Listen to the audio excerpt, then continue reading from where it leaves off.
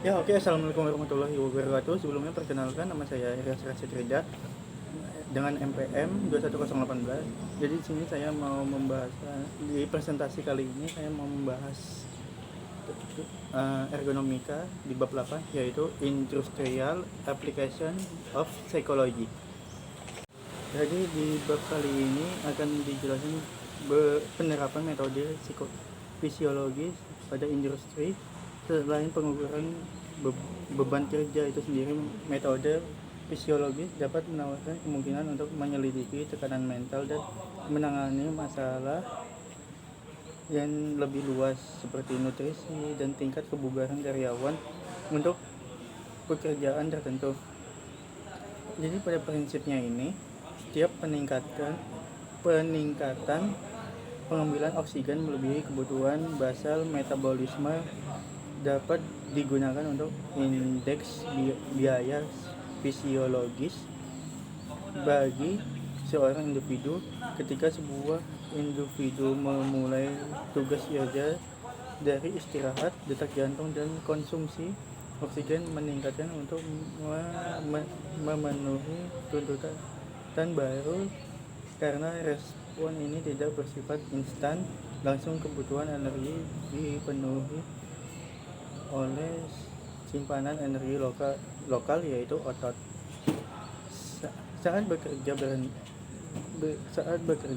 berhenti, detak jantung dan konsumsi oksigen kembali pada tingkat awal secara perlahan, karena oksigen ekstra masih diperlukan untuk mengisi kembali simpanan otot dan untuk mengoksidasi produk limbah dari proses yang tidak memerlukan oksigen. Untuk menghasilkan oksigen, utang dalam banyak industri tersebut periode pemanasan dalam proses fisiologis menyesuaikan diri untuk memenuhi tuntutan baru. Hal ini diikuti oleh periode kondisi mapan pekerjaan dan masa pemulihan dari Manenica dan Corlett pada tahun 1977. Fisiologis total biaya kerja mencakup pengeluaran energi selama masa kerja dan masa pemulihan. Pengukuran biaya fisiologis bekerja metode klasik untuk menentukan pengeluaran energi di tempat kerja melibatkan pengukuran pengambilan oksigen menggunakan kantong Douglas. Jadi subjek menghirup udara dari atmosfer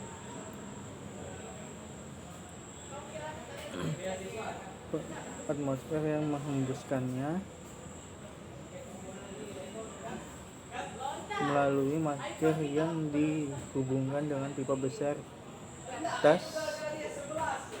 Saat subjek melaksanakan tugas, kantong yang awalnya kosong diisi dengan yang kadaluarsa udara. Setelah sekitar 50 liter udara terkumpul, tugas ini berhenti atau udara kadaluarsa dialihkan oleh kantong kosong kedua.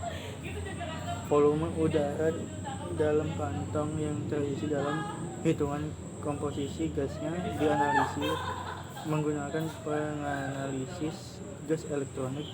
Kandungan oksigen di dalam udara dalam kantong dapat dibandingkan dengan kandungan oksigen di udara atmosfer yang menunjukkan oksigen yang dimetabolisme oleh subjek. Jika waktu yang dibutuhkan subjek untuk mengisi kantong diketahui, laju pengambilan oksigen dapat dihitung. Dari tingkat pengeluaran energi dapat dihitung lebih jauh detail dapat ditemukan oleh teks fisiologi karya standar oleh Astrat dan Ronald pada tahun 1977. Biaya energi dapat beberapa aktivitas umum sehari-hari diberikan dalam tabel 81. Metode tes Douglas sudah mapan, tetapi bisa merepotkan dan mengganggu dengan kinerja tugas karena bersifat besar dari peralatan yang dibutuhkan. Instrumen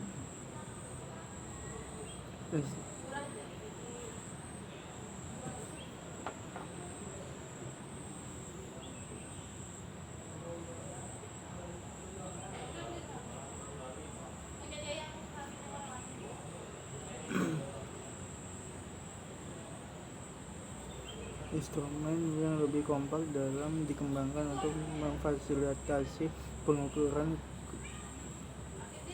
konsumsi oksigen dari subjek yang bergerak pada ukuran tidak langsung dari pengeluaran denyut jantung, meningkatkan sebagai fungsi dari beban kerja dan pengambilan oksigen. Karena lebih mudah diukur dari pengambilan oksigen, detak jantung sering digunakan untuk pengukuran tidak langsung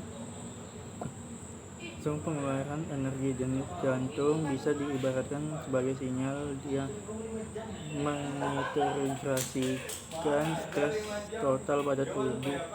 Oleh karena itu, pengukuran detak jantung dapat digunakan sebagai indeks beban kerja fisiologis. Namun seperti yang telah dijelaskan pada bab sebelumnya, penyerapan oksigen maksimal bervariasi antara individu. Setiap individu dapat memiliki detak jantung yang sama tetapi tidak konsumsi oksigen yang berbeda. Dengan sendirinya detak jantung itu dapat digunakan memperkirakan kebutuhan energi suatu pekerjaan. Untuk mengevaluasi beban kerja fisiologis menggunakan detak jantung perlu ditentukan untuk setiap pekerjaan. Hubungan antara detak jantung dan pengambilan oksigen, kedua variabel tersebut harus diukur dengan persamaan di laboratorium pada jumlah yang berbeda. Beban kerjanya submaksimal ini dikenal sebagai mengkalibrasi hubungan detak jantung per vol 2 untuk seorang pekerja. Karena hubungan antara kedua variabel tersebut linear, maka hubungan pekerja detak jantung bila kemudian diukur di lapangan dapat diubah sebagai perkiraan pengambilan oksigen dengan mengacu pada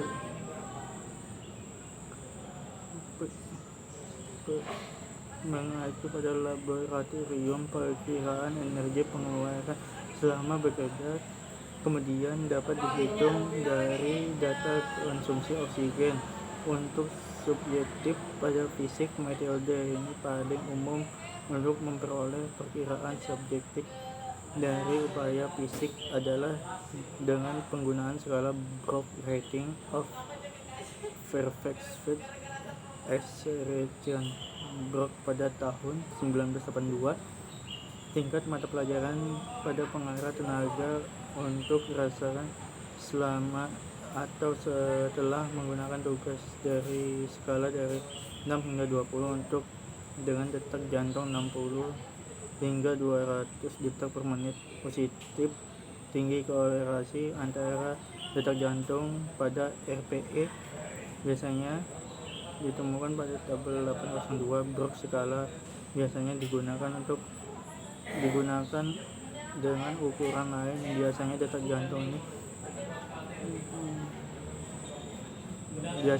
jantung ini dapat dikonsumsi oksigen, biasanya tidak digunakan sebagai pengganti tindakan ini, tetapi digunakan dalam berbagai bentuk bidang penelitian. Seringkali sebagai pendapat dari serangkaian ukuran subjek seperti pemeringkatan nyeri tubuh regional menggunakan peta tubuh fisiologis harapan di tempat kerja. Metode fisiologis telah digunakan untuk mengevaluasi beban kerja fisik dalam berbagai daerah lapangan kerja baik di negara-negara maju maupun negara-negara berkembang. investigasi pengerjaan kehutanan Tomlinson dan Manetnisa pada tahun 1977 dibandingkan metode fisiologis dalam mengevaluasi beban kerja pekerja kehutanan dengan metode observasi yang digunakan untuk secara tradisional teknik produksi. Mereka berhipotesis pada metode fisiologis akan menjadi seperti itu unggul. Satu prinsip selalu memperhitungkan kapasitas fisiologi masing-masing pekerja dan oleh karena itu lebih valid. Dua, prinsip sensitif terhadap stres ekstra yang dilibatkan sendiri. Tiga, prinsip tersebut lebih objektif dan dapat diandalkan karena jika digunakan dengan benar, namun demikian tergantung pada penilaian yang melakukan pengukuran. Beban tersebut tugas tidak dapat disimpulkan secara langsung dari ukuran keluaran dalam pekerjaan manual yang tidak terstruktur. Ya oke, sekian, terima kasih.